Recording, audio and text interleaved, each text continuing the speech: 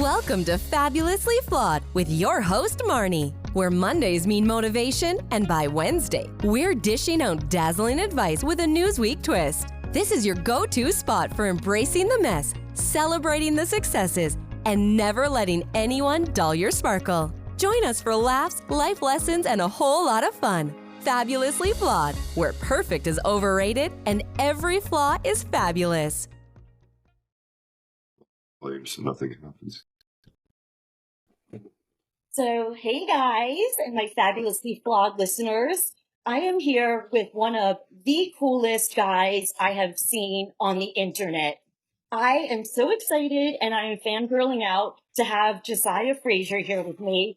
Who is Josiah Frazier? Who is the guy with the hair? Who are you? Please tell everybody just a little bit about you before we get into all my questions. Man, that's such an existential question. Who are we? Who is Josiah? Let the world know. Honestly, man, I'm just a simple guy that deals with mental health struggles every day. And I deal with, to be fair, I deal with ADHD, OCD, bipolar depression, insomnia, Everything. We're an severe alphabet. social anxiety.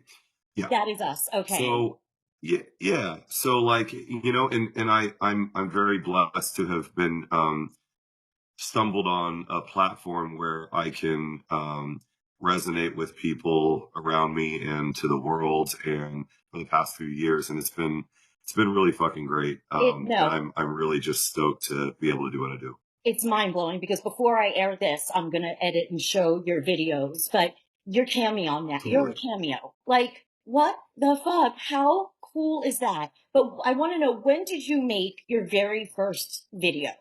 But first of all, let me back up for a second. You are the bravest person I know because I just did an episode that for men, June is Mental Health Awareness Month. And you are setting the bar and standard for a guy to say, it's okay not to be okay. We're all fucked up. Some of us just talk about it more.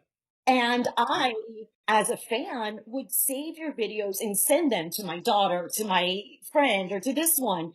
And so the fact you're here is just remarkable. So how did it come about? What was your very first video and how did it happen? So I actually remember it was early November of 2020.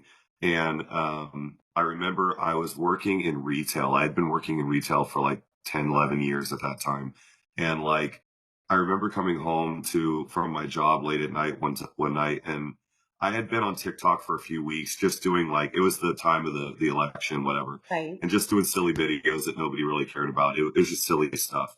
And I remember coming home that night just so tired and so unhappy and so just whatever. And I saw a video of this girl that she did a song about retail, and just begrudging and griping about whatever it is about retail. I was like, oh, I resonate with that. Right. And I had always I've been in bands for ages, and so I'm a drummer in my heart. And so yeah. So basically, I don't know why I'm having a blank about Rush right now because God. Oh yeah, Neil Peart. Thank you, Neil Peart. Thank you, legend, obsessed. Totally. Was he an inspiration for you? Because he's the best. No, to be honest, no. Someone like Matt Greiner of August Burns Red. I listened to a lot of metal growing up, and I still listen to metal. I love it. Drummers are the cutest, I have to say. Drummers are hot. A lot of chicks. It's wild.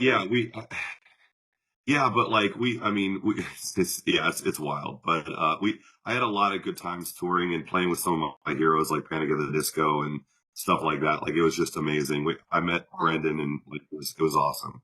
But yeah, that was kind of my past life doing music. Right. But I was always a lyricist.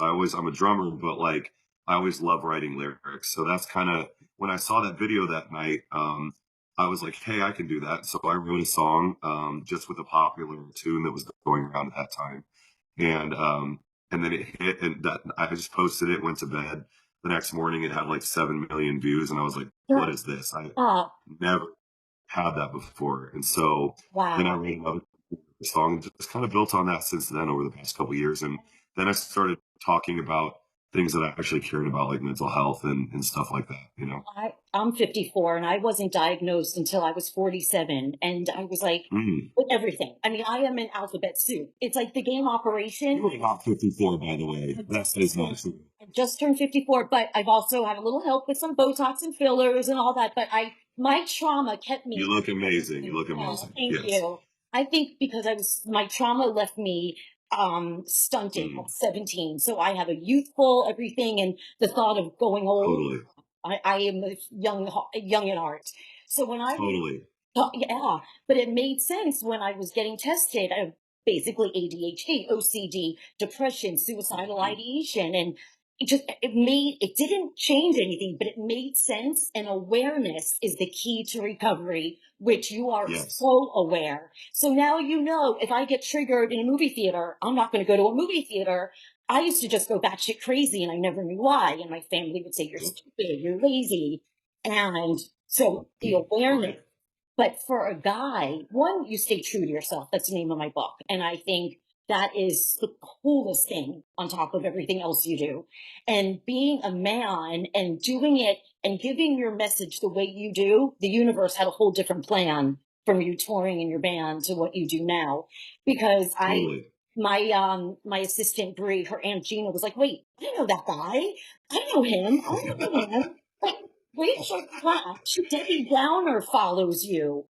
Like, that must, like, do you ever stop and think, like, like, that is. It's wild. I mean, Pink follows me and like, you know, a lot of different people. Like I've met so many different people that, you know, like Tay Diggs, he follows me.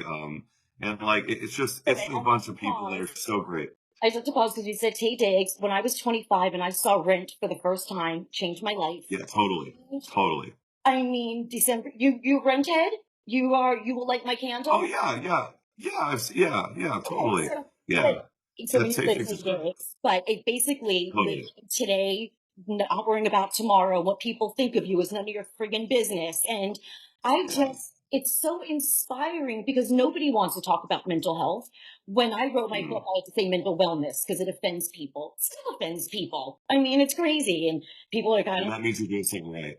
I am ending the stigma one Yep, story at a 100%. time. And we're like the game Operation where, you know, if you point out a spot, it's like, bzz, like I am like ADHD here. I have this. Bzz. And people think it's a personal failure. I have to take medication. I go, why would anyone want to walk around all fucked in the head if you could take something and feel better? It makes no sense to me. And, you know, the how old were you? Young when you found out you had all of these disorders, or were you old? So it was actually only so I grew up just a quick back. I grew up in a very religious like home, and so it was kind of and different people have different experiences. Nothing against that, but like it was very suppressed for me. So it was like don't talk about it. You're just sad. You'll get over it. That kind of thing. Growing up, so I left religion when I was 29, 30 years old. So I'm 35 now. How old? 35. Oh, So it's only been about 5, 6 years that I've come into this new life of mine. And that was around the time when I started having some physical manifestations of mental health that I went and got checked out. And they're like, yo, you've got a slew of like mental health things going on. And so I got diagnosed maybe around 30. And so, yeah, it's been about 5 years and it's just been a revelation, but it's also the most freeing and liberating thing I've ever felt in my life, isn't it? just to talk about it. When Yeah. I made my first video, it was like January 2019. Because one lady looked at me, she goes, oh, you're all privileged and fancy. I go, I've been in a fetal position crying for the past month, so go fuck yourself. And that's when 100%. and you don't know what anyone's going through. And most people are going through shit, some more severe than others. And Exactly. so I made a video saying I'm going through depression. I've had suicidal ideation and this, and people reached out and they were like, I'm not alone. Me too. No, me too. And then that video turned into another video, which turned into just Marni just being a mental health advocate because Totally. when kids are born, they should learn ABCs, I love me, and always never grow up with any inferior feelings. And it starts with the parents and all the Like if everyone could freeze right now, fix yourselves, you know, fix your kids, stop the bullying. And I mean, it's Yep. sad what goes on in the world. Well, and it's very, to your point, it's really interesting. And, I love, I'm not a professional, but I love studying psychology and it's really interesting that like kids and children, when they're born and when they're, growing through those very, intermittent years, like they don't have prejudice. They don't have bias naturally. Talk. And they're not bigoted. They're not, they don't have any presumptions about anyone. They love anyone that loves them. And so Yep. we learn these prejudices and we learn these biases that really taint and regress our species, It's horrible. Like my religion's love. I mean, I am spiritual. The Totally. universe is, people, religion. I read, I'm not going to get into it, but people say religion, you don't want to go to hell. Spiritual people have been to hell. And because I've been homeless and on my own since I'm 17. My mother left me on the highway, off track. And I've been homeless with my daughter. So I've had a life that has but I'm here talking to you, which is the coolest friggin' thing ever. So all the bad great things to talk that to you now. happen, you inspire. And I just want to ask you, like, do you get a lot of emails telling people, saying to you, like, thank you for this, or my mom appreciated this? Like, It keeps literally on an everyday basis. So I tell people now at this point, I have heard from just about, I would argue every country that has internet access on the planet I've heard from.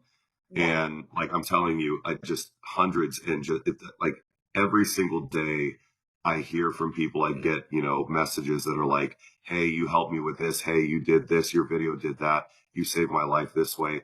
And I'm just like, dude, I'm just some guy in California trying to scream into a screen and get my grievances out. And it's like, it keeps me going every single fucking day because the authentic, and your yeah, authenticity. Go out and say, I'm going to do something. I want to be TikTok famous. You didn't do that. no, I never wanted to do that. Yeah. That's why you have been blessed in the way you have, because there is nothing like it. The world needs more of you. Because if I hear man up, or it's, what's wrong with you, or just go outside. Oh, okay. We never thought of that. Oh boy.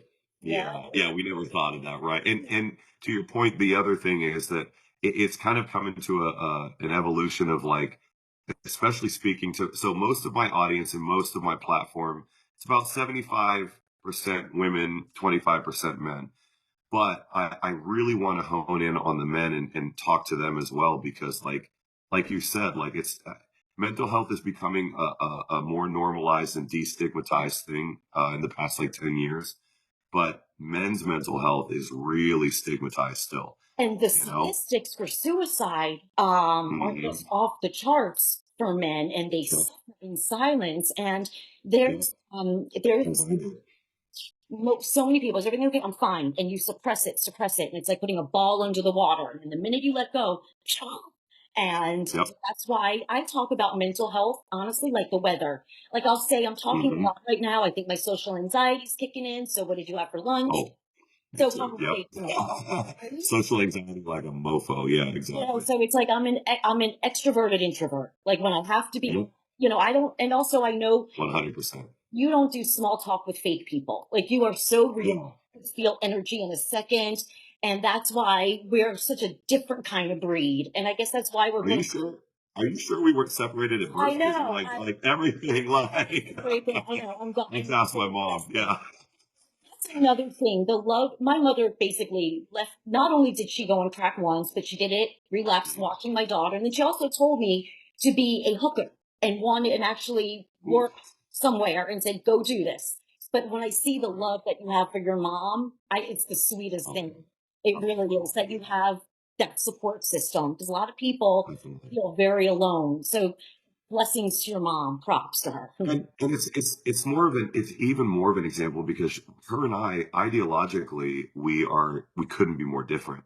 But like she decided that a relationship with me is more important than any kind of ideology that we could ever have in this life. And I respect her more than anything for that. So she's one of my best friends, and I mean, people say like how they look at us and like, you guys don't agree on like anything. And I'm like, yeah, but we love each other, and that supersedes anything. You're not You supposed know, to. You can disagree. I mean, we're supposed to disagree. We're have different brains. 100%. You know, You can so do it respectfully, yeah. right. And another thing, like your videos, what I love is that they're so to the point. You know, you niche down on what, because I relate to every single one of them. If you have ADHD, I got this. If you're alone today, if you got Totally. all of them, and I, I just love the men factor that I love that you're doing. And there's a station, WFAN in New York. It's the sports station, Mm, and I was interviewed by a guy named Bob Salter, and he had been on the station since '94. And his very cool. last episode ever, he replayed my interview, and I was like, Nice. "Fuck." So the dudes, you may not have the same story, and I may be sparkly, but the same feeling of depression, the same feeling of abandonment, whatever it may be, is there. And so Right. people start to say, wow, okay, once they get past the sparkles in my nails and all that, they're like, wait, because I hate, don't judge a book by its freaking cover. That's just, oh, Oh, the yeah, worst. totally. And I'm just, this is Marni, this is me. And I just never thought I would ever talk about my private life or my mental health. And I literally want to shout it from the rooftops. It's okay. Yep. It'll be okay. And Yes. because you know what? It's contagious either way. When you're around healthy people in your family, it gives off those good energy vibes. And also in the reverse, when I was depressed and wouldn't leave and no one would understand the darkness. So it just opens up light, I guess, in the world. And Right. what you're doing is just, I love it. How many videos? I mean, how many followers do you have now? Across all, well, I just on TikTok, actually today, I was celebrating in my live earlier, but we just went to 3.6 million today on TikTok. And No. then on Instagram, I'm in the next few days, I'll hit 1.6 million on Instagram. And then Just I have like an, by yeah, being so like all across all platforms, I have over 6 million. Um, who but yeah, would like it, like, honestly, you're just this dude with hair. That's it. yeah. Do your little thing. And do you know how I got the name Guy with the Hair? So when I was working in retail, people they when they didn't know my name, they would just because I'm 6'4", so I'm a tall Oh my guy, and God. like yeah, so I'm a big guy, but like people would always be like, oh that guy with the hair, because I wouldn't wear the beanie, I would have like an afro or Right. whatever, and they'd be like that one guy with the hair whenever they want to talk about whatever. And so that happened for years. And so that was always like kind of my replacement name when someone didn't know my name. So when I went to make it a handle for like TikTok, I was like, why not just be Guy with the Hair? So I was like, that's it. Like, that was literally it. It's just so, I am just obsessed when I watch people's destiny unfold when you don't realize you're living life moment by moment.